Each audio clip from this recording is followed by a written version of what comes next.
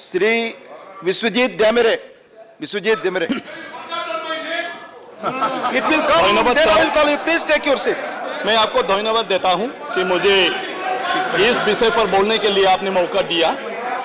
वाइको जी को जल्दी बुला दीजिए, कोई दिक्कत नहीं है किसी को। उनको पहले नंबर दे दीजिए। बैठे वाइको जी, इसके बाद आप बोलिए। सभापति महोदय कर रहे हैं अभी।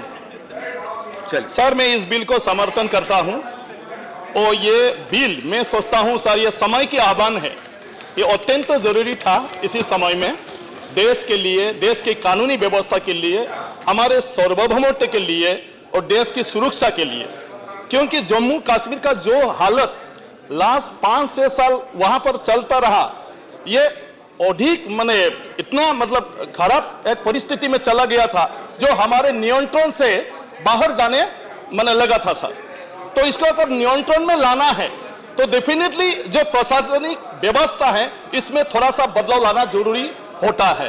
और आज यहां पर जो कॉन्स्टिट्यूशनल अमेंडमेंट करके जो यहां पर रीऑर्गेनाइजेशन, स्टेट को रीऑर्गेनाइजेशन करने के लिए व्यवस्था ली है, वो समय की आह्वान है। क्योंकि जब तक वहां पर अभी का जो एग्जिस्टिंग प्रोविजन से चलते रहेगा तब तक हमारी ये केंद्रीय सरकार के तरफ से वहां में माने कुछ बदलाव लाने के लिए जितना भी कोशिश क्यों ना करे, इसको हम कर नहीं सकता है। इसलिए हमारे संविधान में संशोधन लाना बहुत जरूरी था।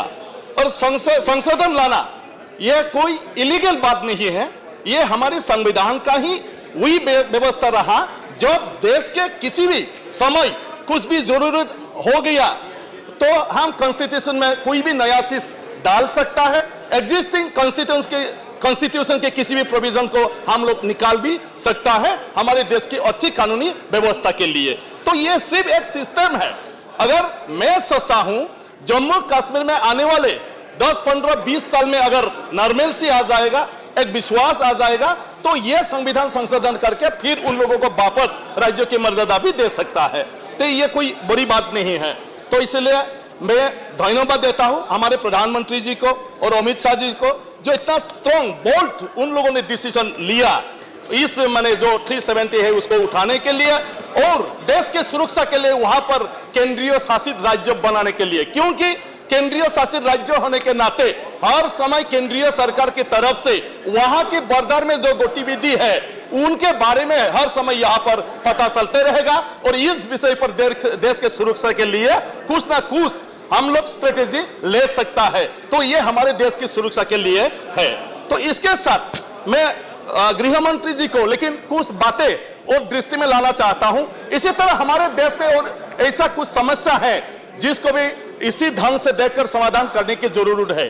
सर, मैं बताना चाहता हूं हमारे नॉर्थ ईस्ट में बहुत सारे ऐसे समुदाय जो पृथक राज्यों के मांग करके आ रहा है और पृथक राज्यों के मांग के बाद वहां के समस्या का समाधान करने के लिए कोई मतलब 6 शेड्यूल के जरिए कुछ वहां पर संवैधानिक प्रावधान किया गया है और इसके बाद भी वहां के लोग संतुष्ट नहीं है, सेपरेट स्टेट के डिमांड कर रहा है। तो हमारे संविधान में सर 244A आर्टिकल है और जो 244A आर्टिकल में आसाम में जो जनजाति लोग हैं और जनजाति रहने वाले इलाकाओं को लेके वहां के 6 शेड्यूल इलाकाओं को लेके एक राज्य के अंदर ही ऑटोनोमस स्टेट गठन करने की एक व्यवस्था है सर। तो मैं गृह मंत्री जी को अनुरोध करता हूं कि ये संविधान में जो 244A आर्टिकल है इसको वहां पर लागू करने के लिए भी थोड़ा सा विचार करे।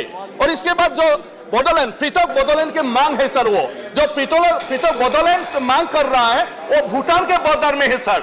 और जो भूटान है उसके साथ चाइना लगा हुआ है।